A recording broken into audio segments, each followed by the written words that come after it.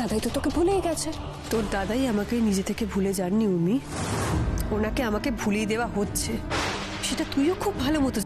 অনুরাগের ছোঁয়া আজকের পর্ব শুরুতেই দেখানো হয় দীপা রুডিকে ধরে ফেলতে নিলে রুডি সেখান থেকে দৌড় দেয়। তখনই রুডির মা সামনে এসে পড়ে আর দীপাকে বলে, এ বাড়িতে আসতে পারোনি, এর ভিতরেই গোয়েন্দাগিরি শুরু হয়ে গেছে। দীপা বলে, তো আমার রুমের বাইরে কেউ উকিঝুঁকি মারলে আমি দেখব না যে সে কে? আপনার সাথে কথা বলে সময় নষ্ট করার দরকার নেই, আমার অনেক বড় কাজ আছে। এই বলে দীপা সেখান থেকে চলে যায়। দীপা চলে গেলে সেখানে রুডি আসে। কুন্তলা বলে, আমি তো কিছুই বুঝতে পারছি না, দীপা কি তাহলে সূর্য বিয়ে দিতে এ বাড়িতে আসলো? তখন রুডি রেগে গিয়ে বলে, তুমি আছো যত বাজে চিন্তা নিয়ে, তুমি একবারও ভেবে দেখেছো দীপা জানে যে আমিই রুডি? আমার উদ্দেশ্য পূরণ হওয়ার আগে দীপাকে কিছু করতে দেওয়া যাবে না। তারপরের দৃশ্য দীপাকে রান্নাঘরে দেখানো হয়, সে সূর্যের জন্য তার পছন্দের খাবার রান্না করছে। তখন সেখানে উর্মি আসে আর বলে, তোমাকে এসব করতে কে বলেছে, চলে যাও তুমি এখান থেকে। দীপা উত্তরে বলে, তুমি কেন এ বাড়ি থেকে আমাকে তাড়াতে চাচ্ছ তা কিন্তু আমি জানি, আর তুমিও এটা ভালো করে জানো আমি খারাপ হলে তোমার কি করতে পারি। তারপর দীপা তার রান্না করা খাবার সূর্যকে খেতে দিলে সূর্য বলে, এই খাবারের ঘ্রাণ স্বাদ আমার খুবই পরিচিত, কে রান্না করেছে?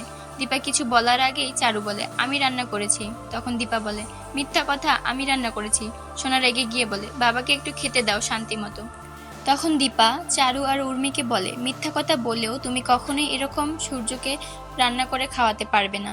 তখন সেখানে প্রবীর আসে, বিয়ের ডেকোরেশন কই হবে, খাবার রান্নার প্যান্ডেল কই হবে, লোকদেরকে বুঝিয়ে দেয়। আর জয় এসে দীপাকে বলে, অনেক চেষ্টা করেছি বৌদি, কিন্তু বাবাকে কিছুতেই আটকাতে পারলাম না। দৃশ্য আবারও পরিবর্তন হলে আমরা দীপাকে দেখতে পাই সূর্যের রুমে। সূর্যের পছন্দের ফুল রেখে চলে আসছিল। তখনই সূর্য দীপাকে পিছন থেকে ডাকে, বলে, আপনাকে আমার খুব পরিচিত মনে হচ্ছে, আপনার গায়ে থেকে সেই ফুলের গন্ধ আসছে, আপনি কে? তখনই দীপা বলে, আমি তোমার দীপা। আর সূর্যের দীপার সাথে কাটানো মুহূর্তগুলো মনে পড়তে থাকে।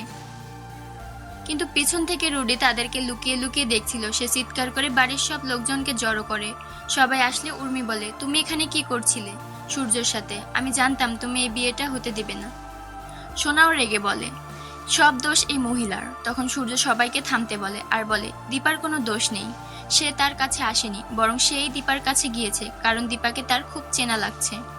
সূর্য দীপাকে জিজ্ঞেস করে, এই ফুলের সাথে তার কি সম্পর্ক? তখন দীপা বলে, এই ফুল আমি আপনাকে দিয়েছিলাম। সূর্যের পুরনো কথা মনে পড়তেই রুডি আবারও চিৎকার করে বলে, সূর্যের তো ব্রেনে প্রেশার পড়বে, তুমি কি ওর ক্ষতি চাচ্ছ? তখন দীপা সেখান থেকে চলে গেলে উর্মি আর চারুও তার পিছন পিছন যায় আর দীপাকে বাড়ি থেকে বেরিয়ে যেতে বলে। দীপাও স্পষ্ট জানিয়ে দেয় সে এই বাড়ি ছেড়ে কোথাও যাবে না। আর সে খুব ভালো করে জানে সূর্য তাকে ভুলে যায়নি, বরং তারাই দীপাকে ভুলিয়ে দিতে চাচ্ছে। দৃশ্য পরিবর্তন হলে আমরা প্রবীরকে দেখতে পাই, বিয়ের ডেকোরেশনের কাজ বুঝিয়ে দিচ্ছে। তখন সেখানে অনুজা আসে, দীপার সাথে কথা কাটাকাটি হয়। তখন সেখান থেকে উর্মি যেতে নিলে প্রবীর জিজ্ঞেস করে, কই যাচ্ছে? উর্মি বলে, সে মন্দিরে যাচ্ছে। অনুজাও সাথে যেতে চাইলে সে না নিয়ে বাসা থেকে বেরিয়ে যায়। দীপার সন্দেহ হয়, সে উর্মির পিছু নেয় আর দেখতে পায় সে কুন্তলার সাথে মিলে দীপার বিরুদ্ধে ষড়যন্ত্র করছে। অন্যদিকে সোনা ও রূপাদের বাড়িতে মিষ্টি আর অন্যান্য জিনিস নিয়ে বিয়েতে আসার দাওয়াত দেয়। রূপার রেগে সব ছুঁড়ে ফেললেও রূপার স্বামী তাকে বোঝায় এটাই ওই বাড়িতে যাওয়ার সুযোগ, মায়ের পাশে থাকার সুযোগ। আজকের পর্ব এখানেই শেষ।